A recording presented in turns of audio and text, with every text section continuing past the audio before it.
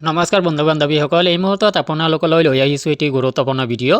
বন্ধুসকল, এই ভিডিঅ'টোৰ জৰিয়তে অংগনবাড়ী কৰ্মী সহায়িকা আৰু মিনি কৰ্মীৰ দৰমহা বৃদ্ধি সংক্ৰান্তত কিছু ইনফৰমেশ্যন আপোনালোকৰ সৈতে শ্বেয়াৰ কৰিব যত্ন কৰিছোঁ। বন্ধুসকল, ভিডিঅ'টো কিছু ইনফৰ্মেটিভ হ'ব, কিছু ইনফৰমেশ্যন আপোনালোকক দিবলৈ যত্ন কৰা হৈছে, কিছু আপোনালোকৰ পৰা অভিমত ল'বলৈ যত্ন কৰা হৈছে ভিডিঅ'টোৰ জৰিয়তে। বন্ধুসকল, আপোনালোকে গম পায় মই নিয়মিত C2 এভিলেটেড কৰ্মচাৰীবৃন্দসকলৰ ভিডিঅ' আপোনালোকক প্ৰিপেয়াৰ কৰি দিওঁ, যাৰ কাৰণে ৰেফাৰেঞ্চৰ কাৰণে কিছু ভিডিঅ' আপোনালোকক প্ৰিপেয়াৰ কৰি দিব লাগে। তো বন্ধুসকল, এই ভিডিঅ'টোৰ জৰিয়তে কিছু ইনফৰমেশ্যন আপোনালোকক দিব যত্ন কৰিছোঁ। তো বন্ধুসকল, মূল ভিডিঅ'টোলৈ যোৱাৰ আগতে আপোনালোকলৈ সৰু এটি ৰিকুৱেষ্ট, অংগনবাড়ী ৰিলেটেড বা C2 এফিলিয়েটেড কৰ্মচাৰীবৃন্দসকলৰ যিকোনো মুহূৰ্তৰ যিকোনো খবৰ নিয়মিতভাৱে পাবলৈ চেনেলটোলৈ যদি আপুনি নতুন আগমন কৰিছে, চেনেলটো ছাবস্ক্ৰাইব কৰি ল'ব। বন্ধুসকল, ভিডিঅ'টোৰ থাম্বনেইলত আপোনালোকক দেখুওৱা হৈছে যে সকলো মুখ্যমন্ত্ৰীয়ে পাৰে, কিন্তু আমাৰ মামাই নোৱাৰে।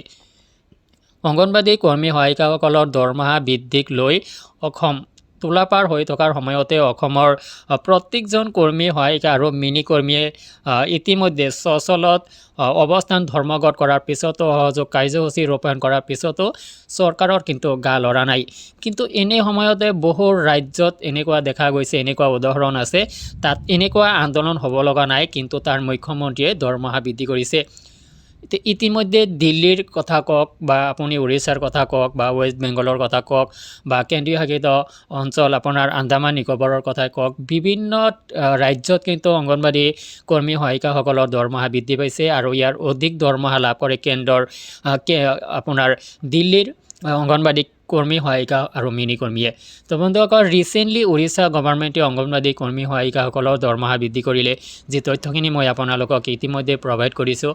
আৰু ইতিমধ্যে উৰিষ্যাৰ পিছতেই ৱেষ্ট বেংগলৰ দৰমহা বৃদ্ধি কৰাৰ খবৰ লাভ কৰা গৈছে, আৰু এই সংক্ৰান্তত আপোনালোকক ভিডিঅ' মই প্ৰিপেয়াৰ কৰি ইতিমধ্যে দিছোঁ যে আপোনাৰ ৱেষ্ট বেংগলৰ দৰমহাখিনি বৃদ্ধি কৰা হ'ল যি সময়ত লোকসভা নিৰ্বাচন সমাগত, সেই সময়ত আপোনাৰ ৱেষ্ট বেংগলত কিন্তু দৰমহা বৃদ্ধি কৰা হ'ল অংগনবাড়ী কৰ্মী সহায়িকা আৰু মিনি কৰ্মীৰ বাবে।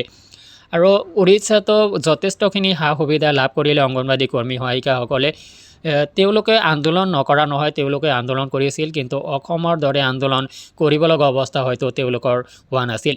আৰু যাৰ কাৰণে কোৱা হৈছে যে প্ৰায় সকলোবোৰ মুখ্যমন্ত্ৰীয়ে নিজৰ নিজৰ ৰাজ্যৰ অংগনবাড়ী কৰ্মী সহায়িকাসকলৰ যি মনৰ বেদনাখিনি উপলব্ধি কৰিব পাৰে, আৰু অসমৰ মামাই এই বেদনাখিনি অংগনবাড়ী কৰ্মী সহায়িকাসকলৰ যি বেদনাখিনি উপলব্ধি কৰিব পাৰেনে নাই।